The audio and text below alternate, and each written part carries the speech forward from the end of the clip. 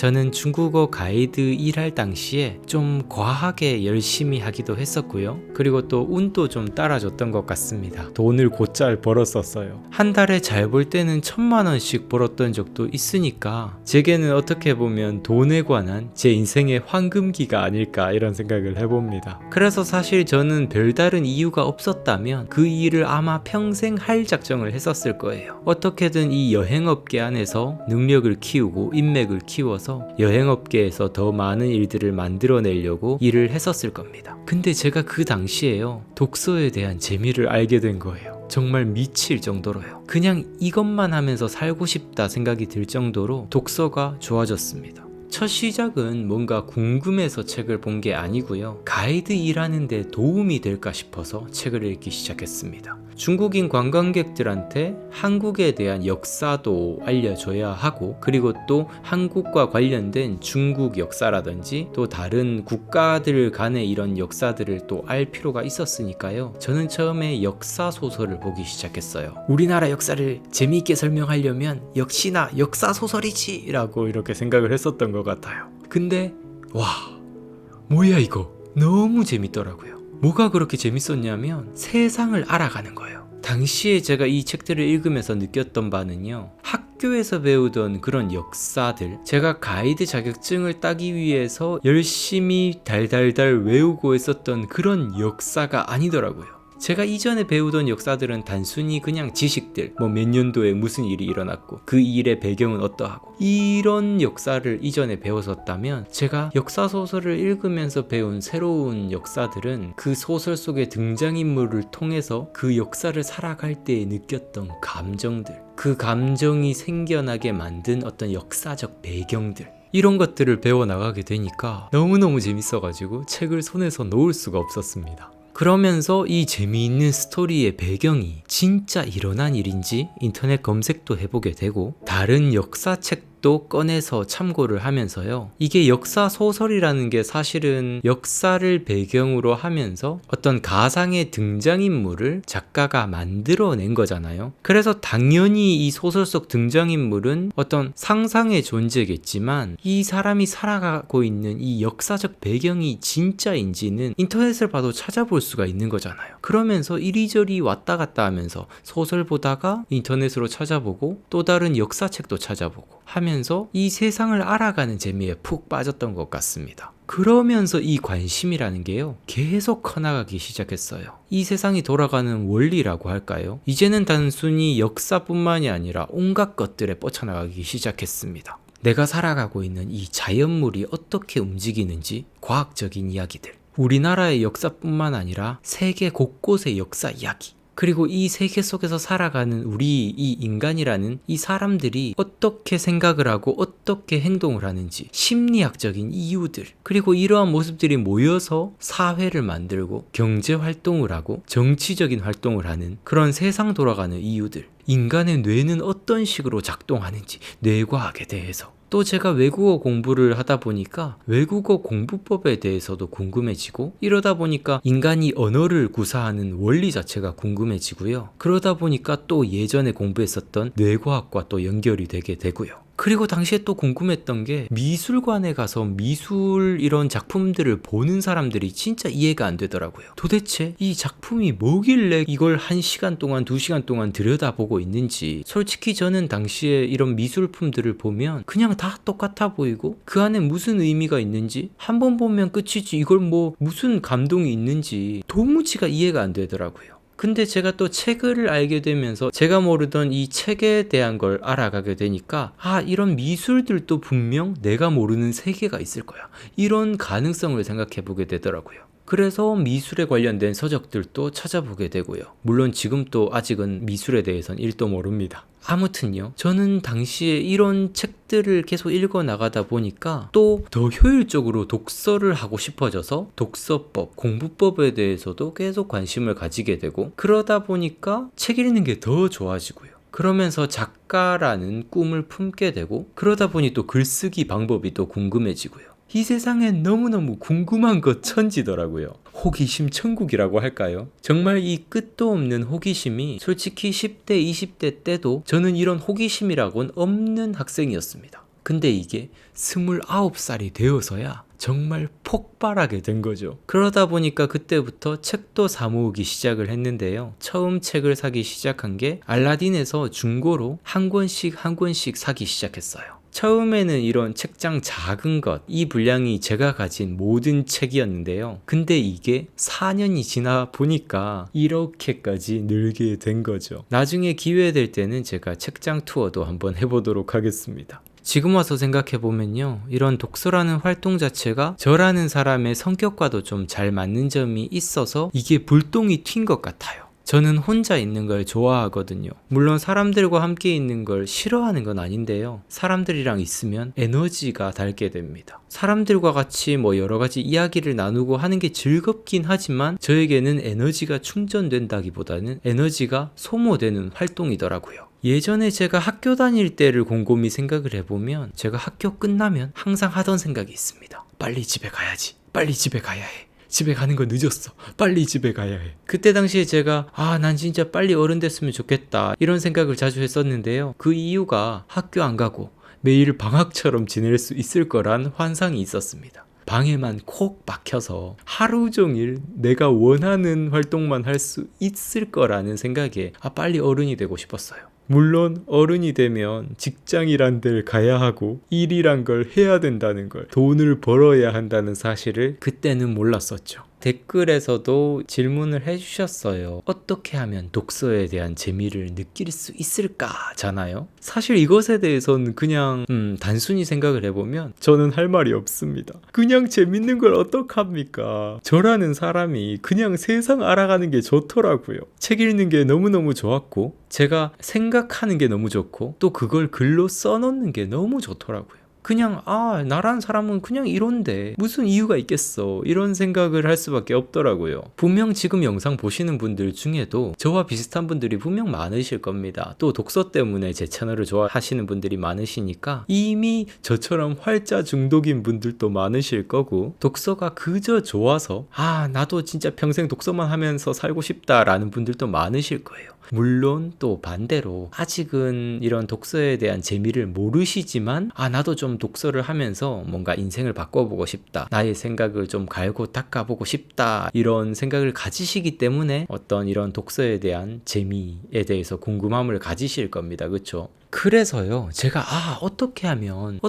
독서에 대한 재미를 느낄 수 있을까 제가 곰곰이 생각을 해봤어요. 그러면서 예전에 제가 어떤 학습법 관련, 공부법 관련 서적들을 읽으면서 인간이 재미를 느끼는 기제에 대해서도 한번 생각을 해봤습니다. 일단 인간이 어떤 것에 재미를 느끼려면요, 그 분야에 대한 배경 지식과 스킬이 어느 정도는 있어야 해요. 인간은 통제한다는 느낌을 좋아하거든요. 누군가한테 뭐 하라고 시켰을 때 이 사람이 잘 따라하면 인간은 기분이 좋아집니다. 왜냐하면 나는 이 사람에 대한 통제력을 가지고 있구나 라는 이 느낌을 되게 좋아하거든요. 반대로 내가 뭔가 시켰을 때 누가 따라하지 않으면 기분이 나쁩니다. 통제력이 느껴지지 않으니까요. 특히 부모님들이 아이들을 가르칠 때 뭔가 시켰는데 잘 따라하지 않으면 열받고 스트레스가 막 생기고 어떻게 이 아이를 잘 구슬려서 내 말을 듣게 할 수 있을까 이런 생각을 하는 이유가 여기에 있다고 생각을 해요. 인간은 통제한다는 느낌을 좋아합니다. 이렇게 인간관계에서 뿐만 아니라요, 우리는 어떤 운동을 하든 아니면 공부를 하든 통제한다는 느낌이 필요해요. 어떤 분야를 하든 조금은 기술을 길러서 이 분야를 좀 가지고 논다는 느낌이 있으면요, 일단은 인간은 재미를 느낍니다. 물론 이것도 기술의 발전이 더뎌지고 똑같은 것만 반복하다 보면 또 지루해질 수는 있는데요. 아무튼 처음에는 이런 기본적인 통제력을 기르는 게 매우 중요한 거죠.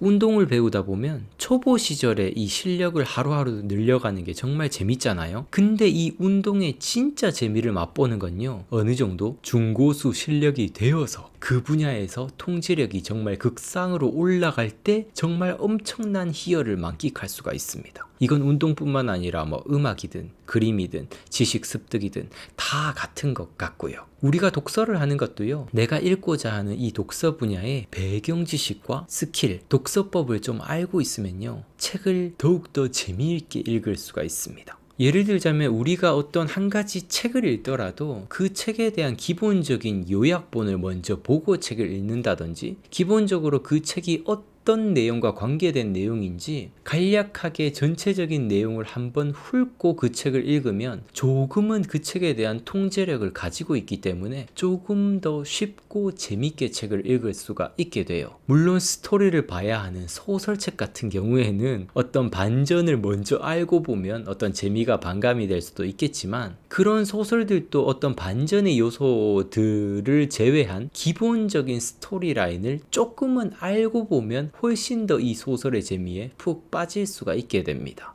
그것처럼 인간은 어떤 기본적으로 배경 지식과 기본적인 독서 스킬에 따라서 이 재미가 완전히 천차만별일 수가 있으니까요. 일단은 먼저 기본적인 배경 지식과 아주 기초적인 독서법을 조금 익혀보시길 추천을 드릴게요. 물론 여러분들, 우리가 독서를 처음 시작할 땐 사실 이런 책에 대한 배경 지식이 전무한 상태인 경우가 대부분일 거예요. 그렇기 때문에 어쩔 수 없이 조금은 지루한 기간을 조금 버텨낼 필요도 있다는 점을 한번 말씀을 드리고 싶습니다. 자, 그리고 두 번째로 독서에 대한 재미를 기르는 또 다른 방법 한 가지를 또 알려드릴게요. 구체적인 결과물을 만드는 겁니다. 저 같은 경우는요, 독서 1시간만 해도 그 독서 활동에 따르는 독서 노트 기록이라는 결과물이 생깁니다. 여러분들도 이런 독서 노트처럼 눈에 보이는 결과물을 꼭 만들어 보시길 추천드릴게요.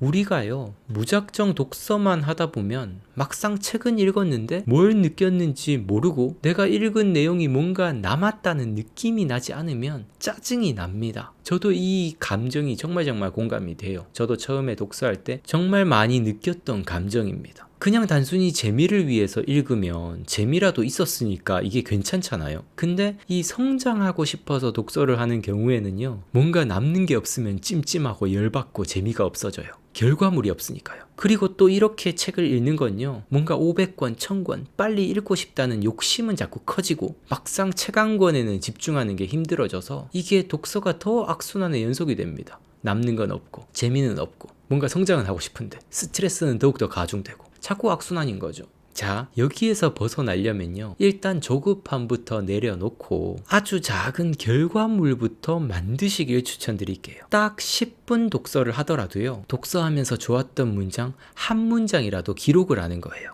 그리고 그 한 문장 밑에다가는 자신의 생각을 짤막하게 적어 놓는 겁니다. 분명 내가 그 좋았던 이유가 있을 겁니다. 그 이유들을 적어 놓는 거예요. 예시를 하나 드리자면요, 제가 2016년 11월 24일에 이런 일기를 적었습니다. 독서 노트예요. 몰입의 재발견이라는 책을 읽었는데요, 한 문장을 너무 감명을 받아서 적었어요. 지식은 갈수록 늘어나고 경험은 시간과 함께 무르익는다. 제가 이 문장을 적고 느낀 점을 적으려고 이렇게 아래에 이제 쓰기 시작했는데, 그러다 보니까 길이 매우 길어졌습니다. 이 단순한 명제를 간과하기 때문에 공부가 재미없어지는 것이다. 재미를 느끼며 공부하려면 지식 습득과 동시에 그 지식을 경험과 통합시키고 무르익을 만한 시간이 필요하다. 그런데 현대의 교육은 그런 시간을 허락하지 않는다. 엄청난 지식 정보들을 경험과 통합시키는 것과는 상관없이 익히는 데만 열중한다. 지식은 평생을 배워도 끝이 없을 양인데 공통의 커리큘럼을 만들어 놓고 몰아붙인다. 일부의 공부를 정말 독하게 할 수 있는 사람들 이외에는 모두 낙오할 수밖에 없다. 경험이 무르익을 시간을 주지 않고 방대한 지식만을 강요함으로 공부에 대한 거부 반응만을 불러일으킨다. 학습자가 재미있게 공부하려면 어떻게 해야 할까? 공부 자체를 즐겁게 하려면 도전 과제의 난이도 설정이 필수다. 어느 정도의 집중만 하면 얼마든지 과제를 완성할 수 있게끔 난이도를 설정해야 한다. 너무 높은 난이도의 과제는 공부 자체를 재미없고 고통스럽게 한다. 또 너무 쉬운 난이도는 학습자를 지루하게 한다. 적절한 난이도 설정을 하려면 학습자의 입장이 되어야 한다. 그들 수준을 정확하게 파악하는 것이 교육의 첫 번째 과제다. 라고 이렇게 적었는데요, 정말 그런 것 같아요. 그쵸? 이때 적은 이 내용이 오늘의 내용과도 약간 좀 일맥상통하는 것 같은데, 우리가 학교의 지식들이 내면으로 잘 들어오지 않는 이유가 그건 것 같아요. 단순히 이 지식만을 익히고서 그걸 달달달 외우게 하지, 나의 어떤 삶의 경험들과 삶의 어떤 경험을 통해서 얻었던 감정들과 연결시키는 작업을 하지 않기 때문에 지식이 무르익지를 못하는 거예요. 어떤 지식을 보더라도 그걸 나의 삶의 경험과 어떤 삶의 스토리와 연결을 짓게 되면 이 지식에 힘이 생기거든요. 근데 지식을 단순히 외워야 할 것들로만 남겨놓기 때문에 지식은 무르익지 못하고 나의 의식 구조 안에 제대로 편입되지 못하고 시험만 끝나면 그저 잊혀져가는 지식이 되어버리는 거예요. 여러분들이 독서를 하다가도요, 독서하면서 좋았던 구절이 분명 있을 거예요. 어떤 나의 삶의 경험과 내가 생각하는 어떤 가치관과 이게 뭔가 동조를 하기 때문에 그 한 문장이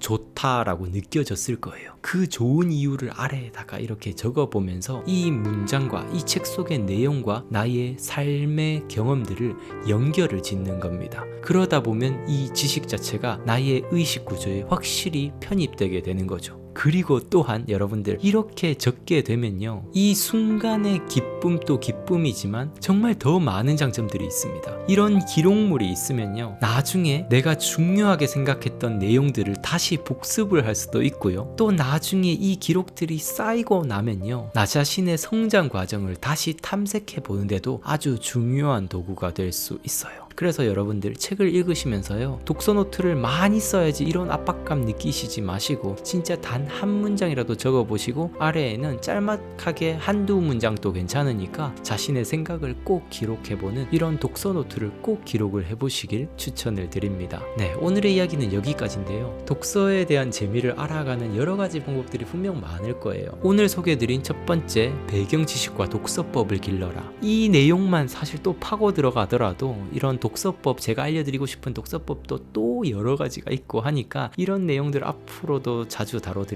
할 거고요. 그리고 두 번째, 자신만의 독서 노트를 만들어서 결과물, 눈앞에 이 현실 세계의 결과물을 만들어서 자신에게 성취감도 주고 이 독서 노트로 인해서 생기는 여러 가지 장점들을 꼭 잘 누려보셨으면 좋겠습니다. 오늘 영상이 여러분들께 도움이 되었으면 좋겠고요. 영상이 유익하셨다면 좋아요, 구독 부탁드리도록 할게요. 감사합니다. 성장하는 방송, 성장에 관한 방송 우기부기TV 손수욱이었습니다. 뿅!